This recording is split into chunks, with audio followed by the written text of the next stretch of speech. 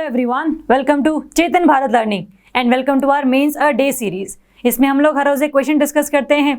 ये देखते हैं कि कौन सा क्वेश्चन किस तरीके से आपने लिखना है, क्या अप्रोच रहनी चाहिए, क्या स्ट्रक्चर रहना चाहिए, क्या आपने कंटेंट लिखना है उसके अंदर। तो वो सब चीज़ें हम डिस्कस करते हैं। आज भी हम वही करेंगे। पहले हम देख लेते हैं क्वेश्चन कि कौन से क्वेश्चन के हिसाब से हम देखेंगे कि कोई भी किसी भी चीज़ में आपने किस तरीके से कंटेंट यूज़ करना है और अप्रोच अपनानी है। क्वेश्चन हम लोग देखेंगे, India needs a simplified law regarding the adoption of children.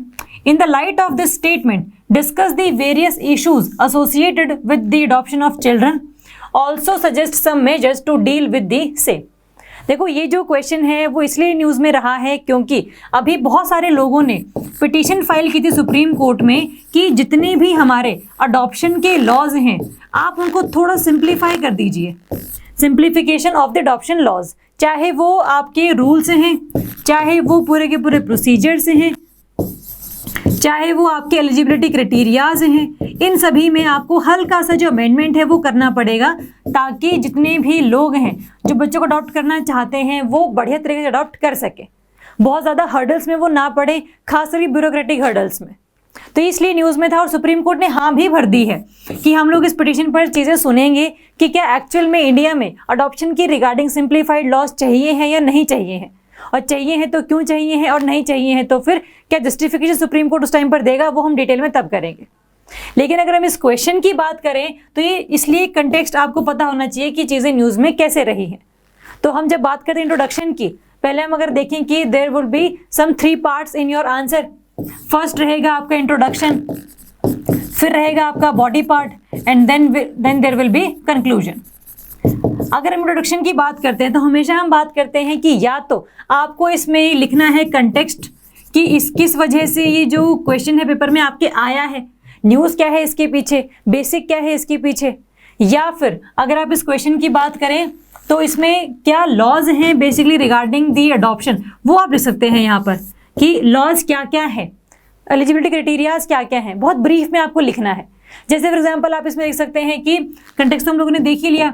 Laws में हम देखेंगे कि इंडिया में there are 2 laws now they are working under the adoption. जैसे फॉर एग्जांपल जो कारा है वो हमारी है सेंट्रल अडॉप्शन रिसोर्स एजेंसी, जो कि रिस्पॉन्सिबल है for all in country and inter country adoption of children. दोनों ही केसेस में जो भी रेगुलेशंस किए जाएंगे वो किए जाएंगे बाय दी कारा, जो कि एक स्टैट्यूटरी बॉडी है। इसके द्वारा ही लॉज बनाए जाते हैं, इसके द्वारा ही रूल्स बनाए जाते हैं मेनली, और वही फॉलो करने होते हैं। तो इसी कारा के हिसाब से हम लोगों ने एक एक्ट लेकर आया था, जुवेनाइल जस्टिस एक्ट 2015, जिसमें हम लोगों ने एक सेक्शन था वो ऐड किया था जिसका नाम था सेक्शन 58। इस सेक्शन 58 के तहत ये बोला गया है कि कोई भी ऑर्फन्ड, सरेंडर्ड या फिर अबेंडेंड चाइल्ड अगर है और अगर आपको उसको अडॉप्ट करना है, चाहे आप किसी भी रिलीजन के हो, आप सारे के सारे जो रूल्स हैं, सारे के सारे जो रेगुलेशंस हैं वो फॉलो करेंगे ऑफ दी कारा।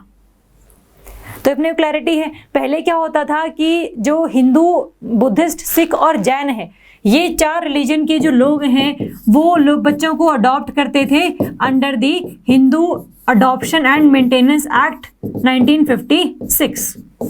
इन अलग कैटेगरीज के लिए, इन 3 कैटेगरीज के लिए बेसिकली ऑर्फन, सरेंडर और अबेंडेंड चिल्ड्रन के लिए। और जो नॉन हिंदू हैं वो अडॉप्ट करते थे under the guardian and wards act 1980, है ना। तो इन सब की वजह से जो है बहुत ज़्यादा कन्फ्यूजन रहता था कि कोई भी जो बच्चा है वो कैसे अडॉप्ट किया जाएगा, by any Hindu, by any मुस्लिम या फिर बाय एनी क्रिश्चियन, ज्यूज़, जो सारे सारे नॉन हिंदूज़ में इसमें ये आ गए। अब उसको क्या किया गया है कि ये 3 कैटेगरीज जो हैं वो तो सभी के लिए सेम रहेंगी। रूल्स जो कारा बनाएगा उसी में आपने, उसके हिसाब से ही आपने बच्चा अडॉप्ट करना है। और जो बाकी और कैटेगरीज हैं, जैसे कोई स्टेप पेरेंट्स है, रिलेटिव अडॉप्शन है, इस केस में जो हिंदूज़ हैं, बुद्धिस्ट, सिख और जैन है, वो इसी एक्ट के तहत आएंगे।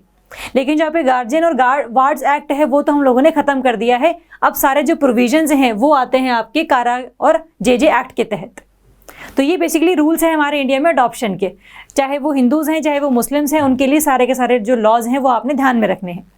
और एलिजिबिलिटी क्राइटेरियाज भी कुछ हैं, जैसे फॉर एग्जांपल कि जो दोनों पेरेंट्स हैं उनकी कंसेंट होनी चाहिए बिफोर अडॉप्शन। जो सिंगल मेल है वो सिर्फ और सिर्फ बॉय चाइल्ड को ही अडॉप्ट कर सकता है, गर्ल चाइल्ड को अडॉप्ट नहीं कर सकता। जो सिंगल फीमेल है वो किसी भी जेंडर के बच्चे को अडॉप्ट कर सकती है। जो प्रोस्पेक्टिव पेरेंट्स है वो फाइनेंशियली, मेंटली, फिजिकली स्टेबल होने चाहिए हैं। तो एक तो ये चीज़, साथ में जो एक मिनिमम एज डिफरेंस है between prospective parents and adoptable children, उनके बीच में मिनिमम एज डिफरेंस सिर्फ और सिर्फ 25 साल का होना चाहिए। सिर्फ नहीं, मतलब कम से कम 25 का होना चाहिए, उससे ज़्यादा का हो सकता है बट कम से कम 25। तो ये कुछ एलिजिबिलिटी क्राइटेरियाज हैं जो कि आप यहाँ पर लिख सकते हो अगर आपके पास टाइम है, क्रिस्प एंड क्लियर मैनर में। बहुत डिटेल, बहुत आपको इलैबोरेट करने की ज़रूरत नहीं है, बट हल्का सा आप आइडिया दे दो एग्जामिनर को कि हाँ मुझे चीज़ें भी पता हैं। और क्योंकि लॉज के बारे में हम बात कर ही रहे हैं कि सिंप्लीफाइड लॉज चाहिए हैं, तब लॉज हैं क्या एक्चुअल में, उनकी सिंप्लीफिकेशन की ज़रूरत क्यों है, वो पता होनी चाहिए पहले हमें। तो इस तरीके से आप शुरू कर सकते हो अपना आंसर। अब बात आती है वेरियस इश्यूज़ की कि इश्यूज़ क्या क्या हैं हमारे साथ। अब अगर हम बात करते हैं, कारा ने ना अभी रिसेंटली कुछ इश्यूज़ भी नोटिफाई किए थे। जैसे फॉर एग्जांपल पिछले कुछ 10 सालों में, एक डिकेड में जो अडॉप्शन का रेट है इंडिया में वो काफ़ी नीचे आ गया है। अडॉप्शन रेट डिक्रीज्ड, चाहे वो इन कंट्री अडॉप्शन हो चाहे वो इंटर कंट्री अडॉप्शन हो, इन दोनों केस में ही अडॉप्शन के रेट्स कम आ गए हैं। इसका मतलब जो एक अवेयरनेस है या फिर एक जो पहल है वो अब कम की जा रही है रिगार्डिंग दी अडॉप्शन। एक ये चीज़, साथ में अभी भी जो पेरेंट्स अडॉप्ट करना चाहते हैं तो जो गैप है between, there is a wide gap between adoptable children and prospective parents, कि पेरेंट्स जो हैं अडॉप्ट करने वाले वो बहुत ज़्यादा हैं लेकिन जो बच्चे हैं वो कम हैं। तो इस वजह से क्या होता है, कई बार बहुत ज़्यादा डिले हो जाता है क्योंकि लिस्ट बहुत लंबी होती है, आपका नंबर बहुत लेट आता है। ठीक है, तो एक तो ये गैप हम लोग देखते हैं, one kind of an issue. दूसरा है, अगर बच्चे अडॉप्ट कर भी लेते हैं पेरेंट्स, फिर भी एक ट्रेंड देखा गया है कि जो बच्चे इन्होंने अडॉप्ट किए हैं ये उनको कर रहे हैं रिटर्न। रिटर्न में मेनली है आपके girls, 60% of the return child is girl, है ना। तो 60% है वो। साथ में जो चिल्ड्रन विद डिसेबिलिटीज हैं वो भी 24% है जिनको वापस कर दिया गया है। और ये बच्चे वो मेनली हैं जो कि more than 6 years of age हैं। तो इसमें रीज़न ये दिया गया है कि बहुत बार जो बच्चे हैं उनको आप काउंसलिंग करके नहीं भेजते हैं कि जो नई फैमिली है उसमें आपको कैसे एडजस्ट करना है, आप उनको उनके राइट्स, उनकी ड्यूटीज़ नहीं बताकर भेजते हैं। तो एक जो माइंडसेट है बच्चे का वो प्रिपेयर नहीं हो पाता फॉर द न्यू फैमिली। इसीलिए बहुत बार एडजस्ट करने में टाइम लग जाता है फैमिली को भी और बच्चे को भी। और जब एडजस्ट नहीं कर पाते हैं तो फिर एक क्राइटेरिया है कि आप बच्चे को रिटर्न करने चले जाते हैं। तो that is one of the issue. ये बहुत अनयूजुअल ट्रेंड सा है ये, जो कि अभी रिसेंटली निकल कर सामने आया है। तो ये भी एक इशू है। साथ में सिर्फ और सिर्फ 2 सालों में 40 चिल्ड्रन विद डिसेबिलिटीज़ हैं जिनको अडॉप्ट किया गया है। इसका मतलब बहुत ज़्यादा जो ट्रेंड है वो डिसेबल्ड बच्चों को अडॉप्ट करने का नहीं है। ठीक है, तो एक तो ये भी है कि जो एक्चुअल में अडॉप्ट जिनको करना चाहिए वो अडॉप्ट नहीं किए जा रहे हैं, जिनको एक्चुअल में ज़रूरत है ना। तो ये सारे इश्यूज़ हैं जो कि आप लिख सकते हो। साथ में हम लोगों ने LGBT की भी बात करी है कि जो LGBT कम्युनिटीज़ हैं वो हमारे जो एक क्लासिकल डेफिनेशन ऑफ फैमिली है उसके अंडर नहीं लाए करते कि एक हस्बैंड है, एक वाइफ है और एक बच्चा है। अभी भी इन लोगों को बच्चे अडॉप्ट करने की नहीं आज़ादी है क्योंकि प्रूफ ऑफ मैरिज चाहिए उसके लिए, है ना। तो इस वजह से ये अभी भी अडॉप्ट नहीं कर पाते हैं और इसीलिए ये भी एक इशू है कि जो इक्वालिटी है, अपॉर्चुनिटी है सभी के पास, वो इक्वल तरीके से आपने नहीं दी हुई। तो ये सारे इश्यूज़ हैं जो कि आपको लिखने हैं। तो these are the issues basically notified by कारा।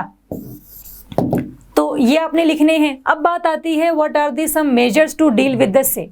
अभी सारे इश्यूज तो हम लोगों ने देख लिए। अब है कि इसके साथ डील करने के लिए हम करना क्या चाहते हैं। What can be the way forward? What can be the measures that we suggested? Measures या फिर way forward? देखो क्या हो सकता है। नॉर्मली कारा की तरफ से ही चीज़ें बोली गई हैं कि जो एक अवेयरनेस है वो फैलानी है हमें। अवेयरनेस प्लस जो स्टिग्मेटाइजेशन है ना वो हमें ख़त्म करनी है, क्योंकि बहुत बार हम लोगों ने सोसाइटी में ये देखा है कि बच्चों को अडॉप्ट करने का जो ट्रेंड है वो कम है। आपके जो खुद के बच्चे हैं वो ज़्यादा डिज़ायरेबल हैं by the society, by the family, लेकिन अडॉप्शन का जो पूरा का पूरा रेट है वो इसीलिए कम भी हो रहा है। तो इसको हटाने के लिए we need sensitization campaigns, we need awareness campaigns, awareness drives. तो ये हम कर सकते हैं। साथ में अभी जो अप्रोच हम लोग अपनाते हैं दैट इज आपका पेरेंट सेंट्रिक। पेरेंट्स सेंट्रिक, कि वो जो बेसिकली कहते हैं उनके हिसाब से बेसिकली चीज़ें चलती हैं। अब ये जो अप्रोच है वो थोड़ी चेंज होनी चाहिए। The approach should be not parent centric but child centric. और सिर्फ इसका मतलब ये नहीं है आपकी सिर्फ और सिर्फ चिल्ड्रन के बारे में ही सोचेंगे, पेरेंट्स के बारे में सोचेंगे ही नहीं। तो कहने का मकसद है all stakeholders should be taken care of equally. बच्चे को भी आपको काउंसिल करना है कि आपने नई फैमिली में जाना है तो किस तरीके से आपने एडजस्ट करना है, क्या आपका माइंडसेट रहेगा। तो एक बच्चे को मेंटली प्रिपेयर करके आपने भेजना है और बच्चे की नीड के हिसाब से आपने पेरेंट्स को चूज करना है, ना कि पेरेंट्स की नीड के हिसाब से बच्चे को चूज करा जाए।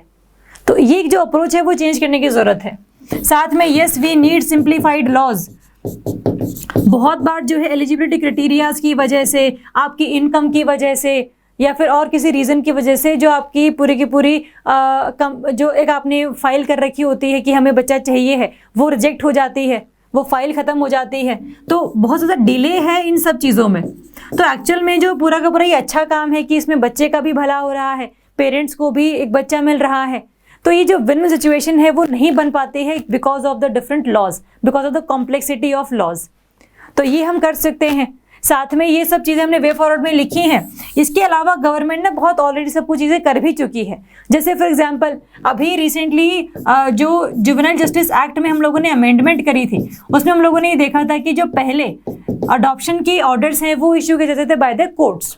Orders are issued by the courts, लेकिन अब वो ऑर्डर्स इशू किए जाते हैं by district magistrate and additional district magistrate. तो इससे क्या होता था, जो कोर्ट्स हैं वो बहुत डिले कर देते थे by in passing the orders.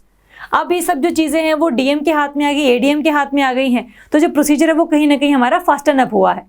तो ये सब चीज़ें हम कर चुके हैं ऑलरेडी, और ये सब चीज़ें अगर हम करेंगे तो कहीं ना कहीं जितने भी इश्यूज हम लोगों ने देखे अडॉप्शन के रिगार्डिंग, उनको हम टैकल कर सकते हैं। तो इस तरीके से आपने इंट्रोडक्शन में लिखना है कि what are the various laws, what are the various context, की ये न्यूज़ में क्यों था, एलिजिबिलिटीज़ मेनली क्या है। फिर आपने इश्यूज़ को थोड़ा सा इलाबोरेट करना है, जो कारा ने बताए हैं बेसिकली हमें, और लास्ट में अपने वे फॉरवर्ड में ये सब चीज़ें लिखनी है, और साथ में जो ऑलरेडी हम लोग कर भी चुके हैं वो भी आपने लिखना है। तो इस क्वेश्चन को आप लिखिए, आप कमेंट सेक्शन में लिख सकते हैं। बाकी अगर आपको कोई भी प्रॉब्लम है इस क्वेश्चन में तो आप कमेंट कर देना, आप कॉल भी कर सकते हो, आप मैसेज भी कर सकते हो। कोई भी प्रॉब्लम होगी तो बताइएगा। Thank you so much.